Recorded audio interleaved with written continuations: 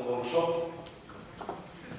I'm glad to see you, so many people in our workshop on public economics and economic freedom, conducted by Marian, Tupy and Mitchell from CATO Institute, John Sullivan from Radio Liberty from Prague, and me, Ruben Kovač.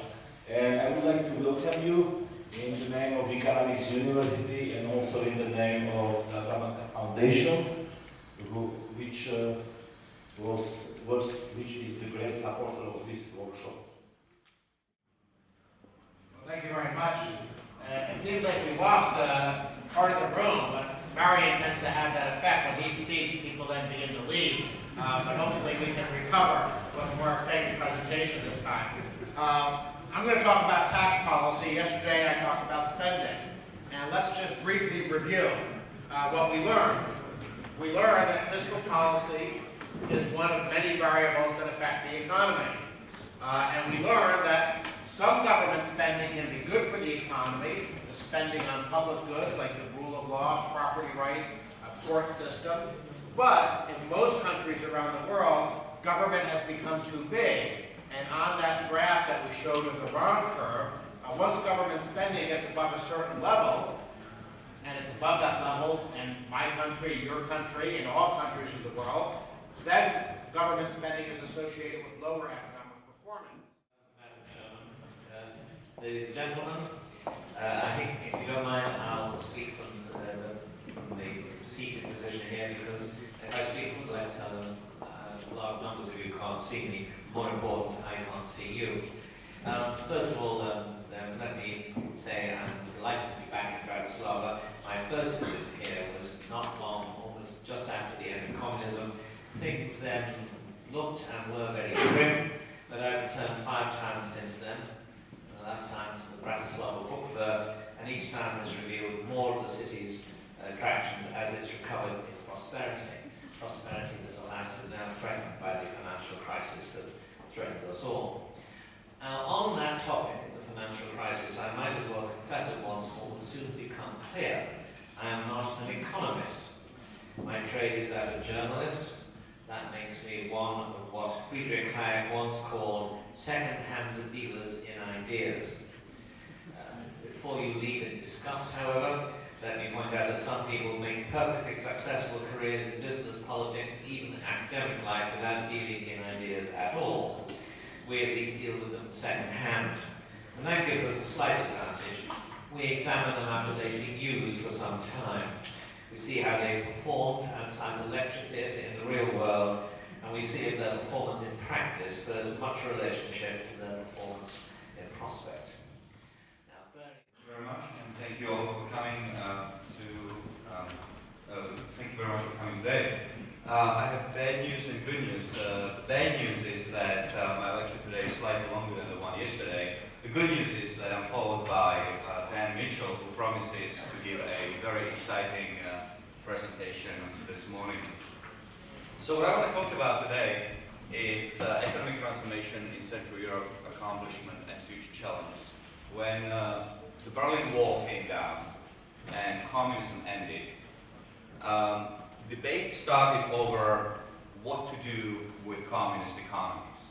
How do you go about transforming economies in the former Soviet bloc from communism to capitalism?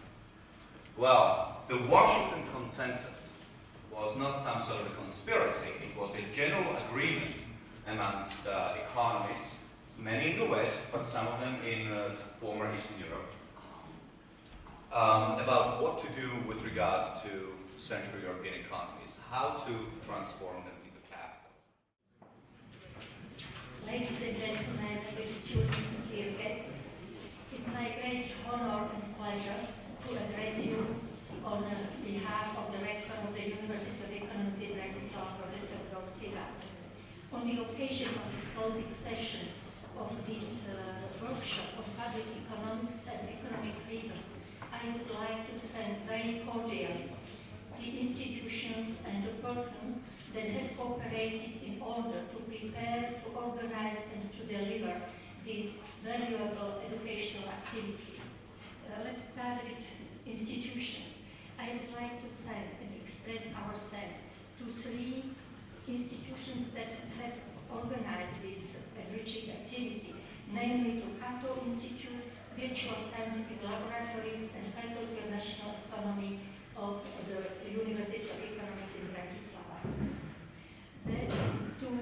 I would like to thank also to the sponsor of this activity, Tatra Banka Foundation, for its material support. Of course, I would like to thank very cordially, especially to our speakers, to our lecturers, to Darren Mitchell, John O'Sullivan, and Mr. Marian Tupy, very cordially, really we are very grateful to you for coming and to delivering these lectures and to organizing and cooperating with organizing this event. Then I would like to thank also to the members of organizing committee of the University of Ekonomik in Bratislava, to Professor Sullivan and to Ms. Marian. Also to the organizing members of the organizing committee of Virtual Scientific Laboratories, Urban Kovač, Maroslava, Radovan Vadovič, Michal Radosa. And last but not least, I would like to thank also Ms. Kamila Kašova and her team from the Center for Communication and Public Relations for all practical arrangements. Thank you very much. At the end, let me stress one thing. I have already the occasion to speak with several participants of this workshop, and all of them have spoken very highly about the level of the content, about the speakers. So I feel really very grateful and very satisfied that this activity could take place at the university. And I hope that we will meet our lecturers, our speakers also in the future in our university in other similar, valuable, enriching educational activities.